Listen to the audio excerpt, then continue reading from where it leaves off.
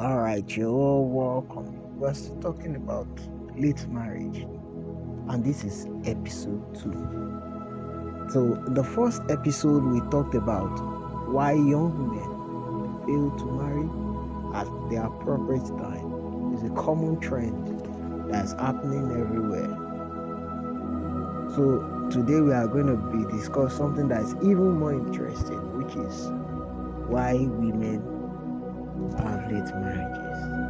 I believe this is going to be more interesting because whatever happens here is what affects the guys. Whatever happens to the ladies is what affects the guys. So the delay of the men is coordinated by the desires of the ladies. All right. If you can remember vividly, what I mentioned as the first reason why guys have delayed marriages is bad economy. The same reason is why ladies have late marriages, although how it affects them varies. And how do I mean? Bad economy affects young men in that it affects them and how they earn. They see themselves as having to earn enough in order to raise a family and all of that. But the way it affects the ladies is that it affects their productivity.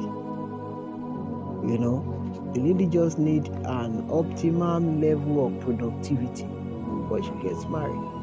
For instance, she is a fashion designer, for instance. She needs an optimal level of skill before she can be perceived as being a productive person. So someone that is able to master a level of skill has also mastered in a chosen career, has also mastered many aspects of life to a reasonable level. And with that, they are perceived as good to go, whether they earn enough or not. So usually people that have optimized themselves to a certain level of skill, or even if they are not earning much, have some very good knowledge, very good skill or good certificates, even though they are not yet earning very well, they can still be perceived as a very good helper that the Bible talked about. So the next thing is craze for specs, and this is one of the biggest reasons why ladies have delayed marriages. A craze for specs. What do I mean by specs? People choose for themselves some certain things that they desire to see in their suitor before they even choose them at all. It happens to guys, it happens to everyone. You have some strong desire on what you like to see in the person that you want to spend the rest of your life with. So many a times this spec syndrome delays a lot of people in that they pick qualities that are realistic but are not special. Yes, realistic because they are very easy to come by, but they are qualities that are not special because that person may not possess other qualities that pertains to life and godliness. For instance, you look for a very fair and handsome young man. A fair and handsome young man may be a smoker, may be a selfish person, may be a womanizer, may be a drunk, may be even a thief, may be all manner of things. Maybe someone that's into drugs. All manner of things can disqualify the person from being special, though they meet up with a physical requirement. So now, a very big limitation has fallen on this number two, has fallen on this quality of how the spec should look like.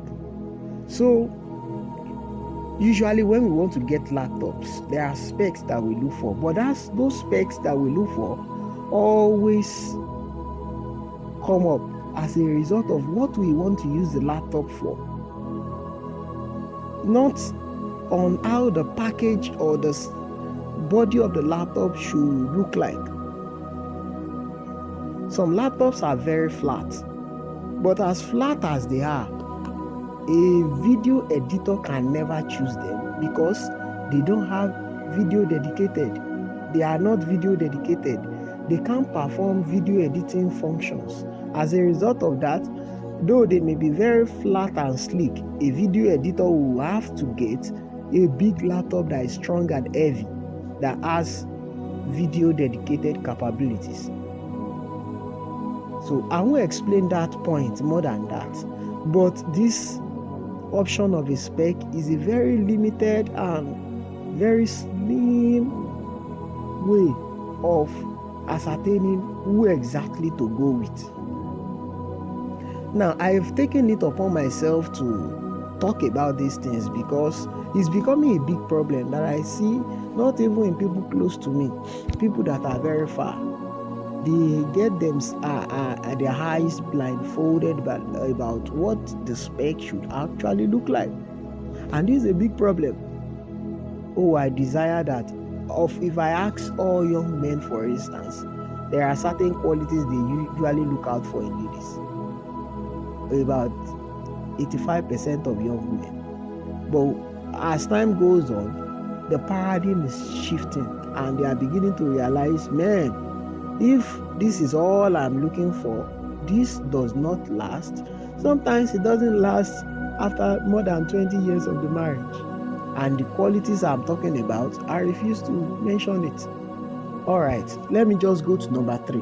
One of the things that delay ladies from actually settling down on time is exotic online images. You have a TikTok account, you have an Instagram account, and all you do on that account is to twerk, is to wear new clothes and twerk. There's no single video of you adding value to your audience. You have 20,000 followers. You are not adding value, you are not singing, you are not creating content, you are not giving people life hacks, you are not encouraging people on how to go about their career. The only thing you are doing online is to twerk and to show your lifestyle, how you went to parties, how you spend money, how you dance, how you wear exotic clothes, how you went to an expensive hotel. And by the way, you keep on showing different pictures of you lodging in different hotels. It will be difficult for you to get a man, because people believe that all those hotel pictures for a lady that is not an expatriate that works for different companies, all those hotel images are corroboration and they support your twerking online images and calls you by a name that you don't want to bear. So you have to know what exactly you are posting online. It can delay you, it can deter you, it can deny you of a very, very suitable option.